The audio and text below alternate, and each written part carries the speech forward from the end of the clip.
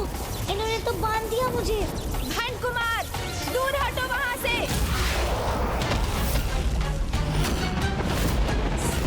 ये कैसे दुस्साहस कर रहे थे तुम? मैंने स्पष्ट कहा था ना, वो प्रभु महादेव का ध्यान स्थल है, जहाँ से वो संपूर्ण सृष्टि के हित को निर्धारित करते हैं, जहाँ अन्य किसी को स्थित होने का कोई अधिकार नहीं। ये तुमने सुना नहीं क्या? सुना था, अवश्य सुना था मित्र, किंतु इस विशेष स्थान का सम्मोहन मुझे यहाँ खींच लाया और अब यहाँ पहुँच गया हूँ, तो मुझे अब मत रोकिए। मात्र एक पल के लिए मुझे यहाँ स्थित होने दीजिए।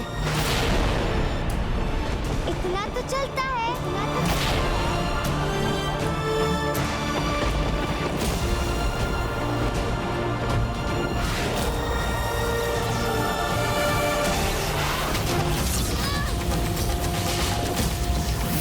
नहीं, ये उचित नहीं। तुमने वचन दिया था कि कैलाश में कोई त्रुटि नहीं करोगे तुम, और अब इतना बड़ा अपराध करने का हट कर रहे हो तुम। अपराध? कैसा अपराध मित्र? प्रमाण की शक्ति का केंद्र है ये। तो क्या शक्ति के सागर में से एक बूंदे भी मेरा अधिकार नहीं? बस मैं उतना ही तो पाना चाहता हूँ मैं। मात्र एक पल के लिए मुझे स्थित होने दीजिए।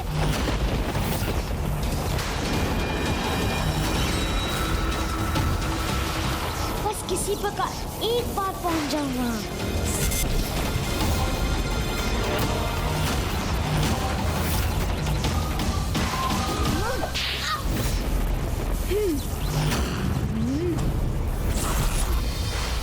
बस बहुत हुआ तुम्हारा ये अनुचित हठ भंड कुमार।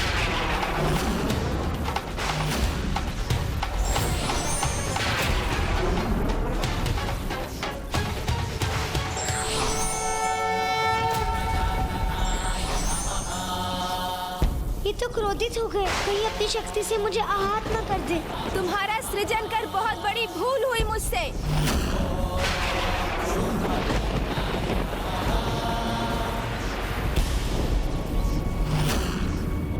यदि इसके महापापी में परिवर्तित होने के पूर्व ही इसकी दुष्टता का अंत होना नियत है, तो यही उचित है।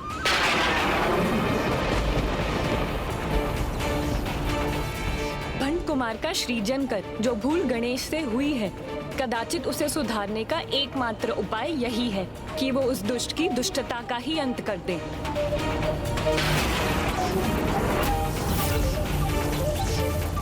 इसके पूर्व ही पुनः अपने कपट जाल का प्रयोग कर अपनी रक्षा करने में सफल हो गणेश जी को उसकी उद्दंडता का उचित दंड देना चाहिए।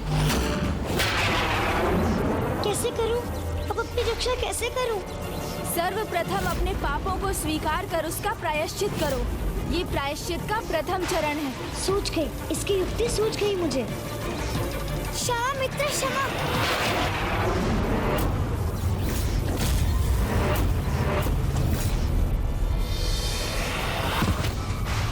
मुझ पर दया कीजिए मित्र, मुझे क्षमा कर दीजिए। क्षमा मांगने से डर नहीं, क्षमादान प्राप्त होता है।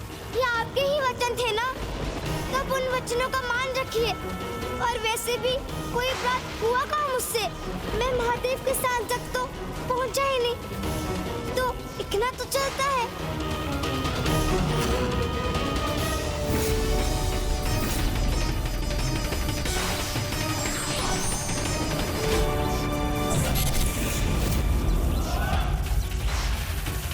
हाँ, उचित है, क्षमा तो आपको करना ही था इस तुझ जैसी भूल के लिए। अर्थात मात्र महादेव के स्थान पर स्थित होने का प्रयास करने के लिए मृत्यु दंड जैसा भयंकर दंड अधिक हो जाता ना, इतना तो चलता।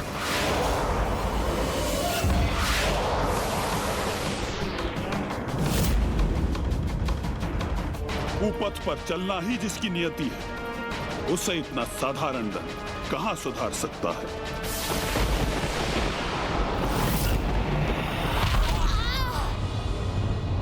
हमारे महानायक इस अवस्था में, तो क्या गणेश जी ने उन्हें कैलाश से बाहर उछाल दिया? अर्थात वे जिस प्रयोजन से कैलाश के भीतर गए थे, उसमें असफल हो गए। ये समय उनकी अवस्था पर विचार करने का नहीं, उनकी सहायता करने का है। चलो जल्दी चलो।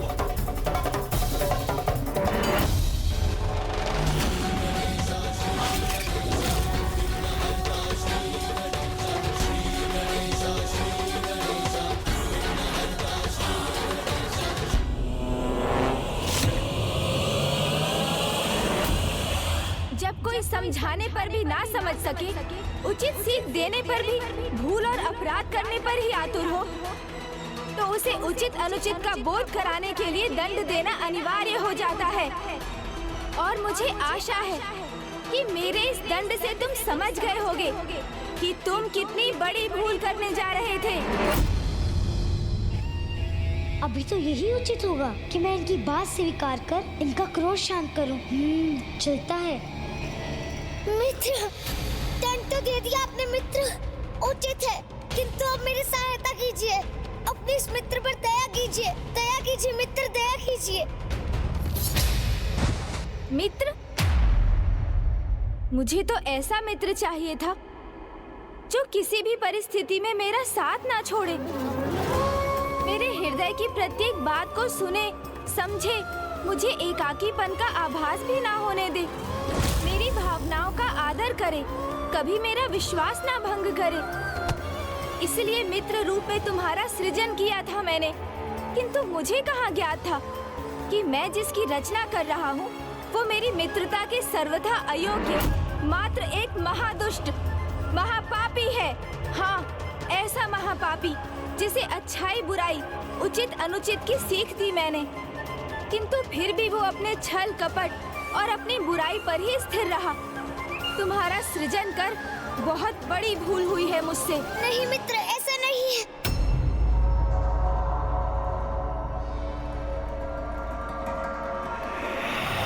मित्र, मैं अबोध हूँ, अज्ञानी हूँ, अच्छाई और बुराई में भेद नहीं कर पाता।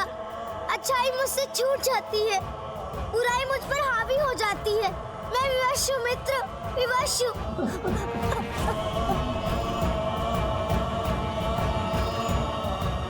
भूल आपसे नहीं, मुझसे हुई है मित्र।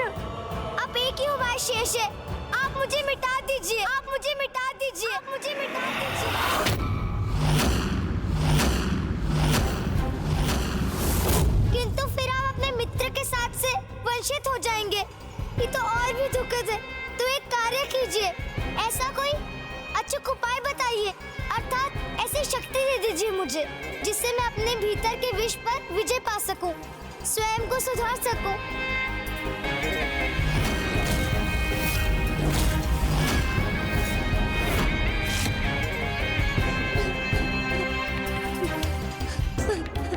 तुम्हें वास्तव में अपने किए पर ग्लानि है? हाँ मित्र, ग्लानि तो है, विश्वास कीजिए। मैं कपटी कुटिल नहीं रहना चाहता हूँ, मुक्त होना चाहता हूँ अपनी दुष्टता से। तो उसका एक ही उपाय है, तप।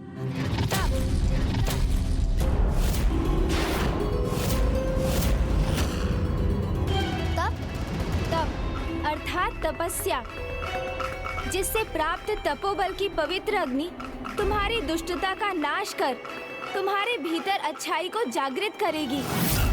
किंतु तुम्हारी तपस्या तभी सार्थक होगी जब तुम वास्तव में अच्छाई के पथ पर अग्रसर होने के लिए प्रेरित होगे।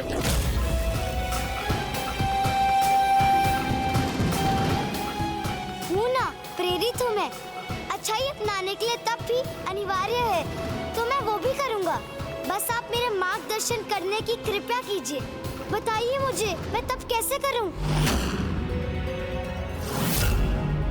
तप करेंगे?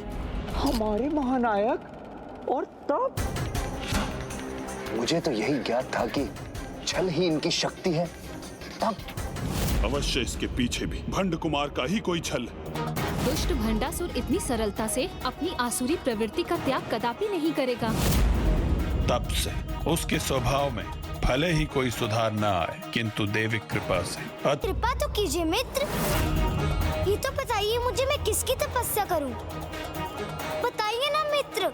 उन्हीं जगत पिता महादेव की, जिनके स्थान पर स्थित होने की उद्दंडता करने का महा अपराध करने जा रहे थे तुम। प्रभु शिव शंकर की भक्ति ही तुम्हारे भीतर के अंधकार का नाश कर तुम्हारे हृदय में एक निर्मल ज्योति प्रज्वलित करेगी, तुम्हारे विकारों का नाश कर सुधार देगी तुम्हें। उचित है मित्र, तो बताइए मैं कहाँ अपना तप प्रारंभ करूं?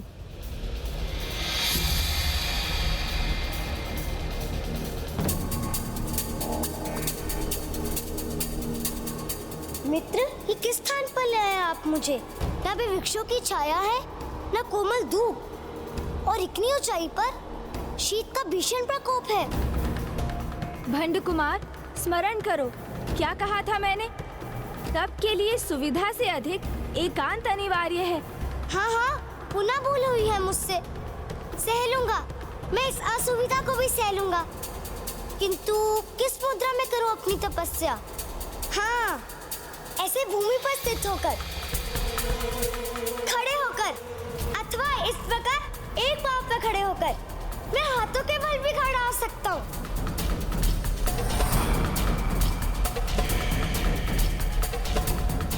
अथवा फिर ऐसे। ये उचित है, बस आप मुझे मंत्र का ज्ञान दे दीजिए। ओह, नहीं नहीं, ये तो बहुत कठिन है। इस मुद्रा में तो मैं कुछ ही पल टिक पाऊंगा, किंतु प्रयास करता हूँ। मुझे कितने समय तक तपस्या करनी होगी? तुम्हारी तपस्या कब सफल होगी, ये तो तुम्हारी श्रद्धा और भक्ति पर निर्भर करता है, किंतु इसकी न्यूनतम अवधि है 12 वर्ष। तो बहुत कठिन है। हाँ भंड कुमार, कठिनाई का सामना किए बिना सफलता प्राप्त नहीं होती। पूजा साधना तो उस श्रमिक के श्रम से भी अधिक कठिन होती है जो प्रतिदिन दिवस भर भार उठाने का कार्य करता है। मंदिर में जो पुजारी प्रतिदिन पूजा करते हैं, उनकी उस पूजा में भी अपार आत्मबल और शक्ति की आवश्यकता होती है। शारीरिक शक्ति, जिससे पूजा करते समय वो उचित मुद्रा धारण करने हेतु अपनी रीढ़ को सीधा रख सके। धैर्य शक्ति, जिससे धीरज धरकर वो एक स्थान पर स्थिर रह सके। श्रद्धा शक्ति, जिससे वो प्रभु के प्रति पूर्ण निष्ठा से पूजा करने में सक्षम हो। और आत्मशक्ति, जिससे वो पूजा के फल को ग्रहण कर सके। इसलिए तपस्या का पथ सरल कदापि नहीं। जब भस्म रूप में था, तब भी कभी स्थित नहीं रह पाया। तब तो बड़ा दुर्भाग्य है मेरा। चाहकर भी कैसे सुधारूं स्वयं को, कैसे करूं प्रायश्चित? 12 वर्ष तक रीढ़ को सीधे रखकर सिर रहने की शक्ति कहाँ है मुझ में?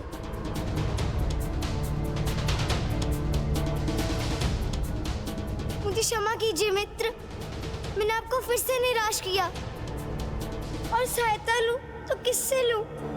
आपने शरीर दिया, प्राण दिए, जीवन की उचित सीख दी, और मैंने आपका ही विश्वास भंग कर दिया। अब मैं किस मुख से आपसे सहायता मांगू? क्या करूं मैं? अपनी भूल का आभास हो रहा है इसे। आप ही है जो मुझे शक्ति देकर मेरे इस विघ्न को दूर कर सकते थे, और अब आप भी ऐसा क्यों करेंगे? तो कदाचित सुधरना मेरे भाग्य में ही नहीं।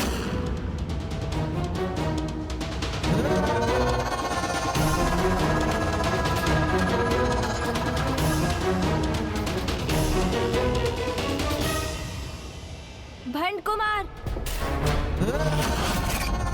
क्या वास्तव में तुम अपनी भूल स्वीकार कर अपने भीतर परिवर्तन लाकर अपने दोषपूर्ण आचरण से मुक्त होना चाहते हो?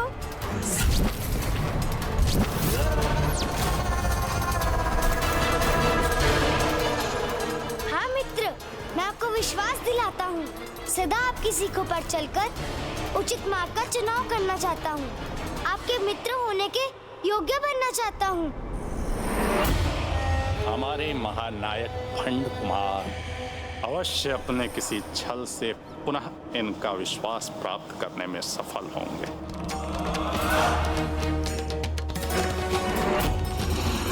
नहीं, गणेश जी को इसका विश्वास कदापि नहीं करना चाहिए, क्योंकि छल तो इसकी आसुरी प्रवृत्ति का अभिन्न भाग है। उचित है, यदि तुम कुपथ का त्याग कर सुपथ पर चलना चाहते हो, तो मैं तुम्हें इसका एक अवसर अवश्य दूंगा।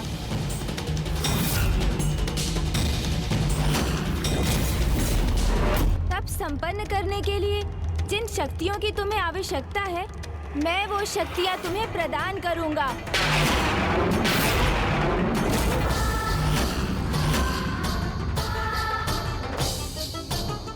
पार्वती नंदन गणेश को ऐसा कदापि नहीं करना चाहिए, क्योंकि भंड कुमार को समर्थ बनाना तो संसार में अच्छाई के अंत का आरंभ होगा।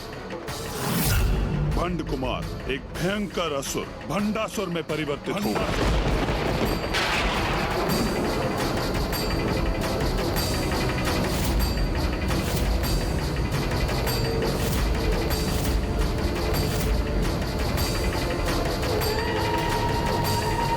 शक्ति और धैर्य शक्ति प्रदान करूंगा, जिससे तुम अपना तप आरंभ कर सकोगे।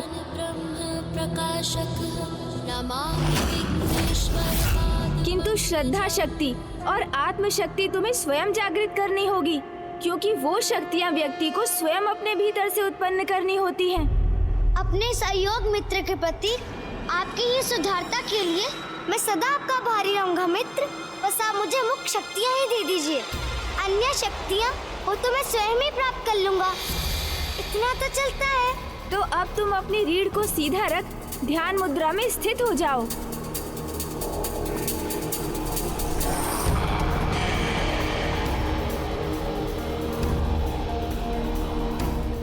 यहाँ स्थित होकर स्वयं को कष्ट देने से मेरा तप अवश्य शीघ्र संपन्न होगा। भंड कुमार रुक जाओ, पुनः भूल कर रहे हो तुम। स्वयं को कष्ट देने से नहीं, अपितु स्वयं को श्रद्धा और भक्ति में लीन करने से प्रभु के दर्शन का सुख प्राप्त होता है। तुम यहाँ इस शिला पर स्थित होकर भी अपना तप कर सकते हो। हाँ। अब उस मंत्र का उच्चारण आरंभ करो जिसकी संसार में सर्वोच्च मान्यता है, अर्थात प्रभु महादेव का पंचाक्षरी मंत्र ओम नमः शिवाय। यही मंत्र भक्त का प्रभु से सीधा संपर्क स्थापित करता है। ओम नमः शिवाय, ओम नमः शिवाय, ओम नमः शिवाय, ओम नमः शिवाय। क्या मेरा इसे शक्तियाँ प्रदान करना उचित होगा?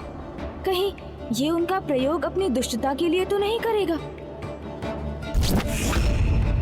माँ तो सदैव कहती है, कोई कितना भी दुष्ट पापी क्यों ना हो, उसे तब तक सुधरने का अवसर अवश्य प्रदान करना चाहिए जब तक उसके पापों की गागर ना भर जाए। इसे पाप कर्म करने से रोकने में सहायता करना ही तो मेरा धर्म है। ओम नमः शिवाय, ओम नमः शिवाय, ओम नमः शिवाय, ओम नमः शिवाय, ओम नमः शिवाय, ओम नमः शिवाय, ओम नमः शिवाय, ओम नमः शिवाय, नमः शिवाय, नमः शिवाय।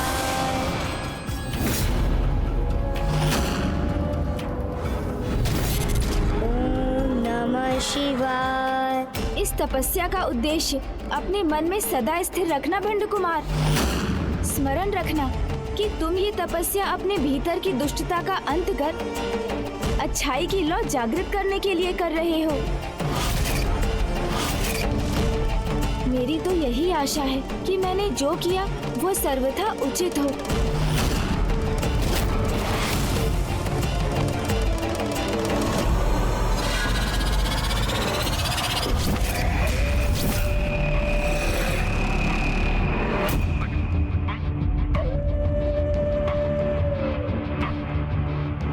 गणेश जी ने कहा था अपने उद्देश्य पर दृढ़ रहना, किंतु मैं तो अपने उद्देश्य के प्रति आरंभ से ही दृढ़ हूँ। असीम अपराज्य शक्ति की प्राप्ति ही है मेरा एकमात्र उद्देश्य। अब उसके लिए कठोर तपस्या भी करनी होगी, तो वो भी करूँगा मैं। इतना तो चलता है।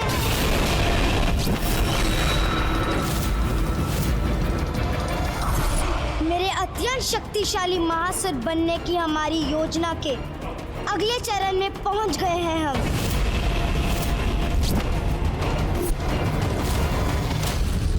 ऐसे दुष्ट असुर से और क्या अपेक्षा की जा सकती है? प्रथम पूज्य गणेश ने जो अच्छाई का मार्ग इसे दिखाया है, उसके विपरीत ही चलेगा ये दुष्ट आत्मा भंड कुमार, और गणेश को इसका आभास तक नहीं होगा।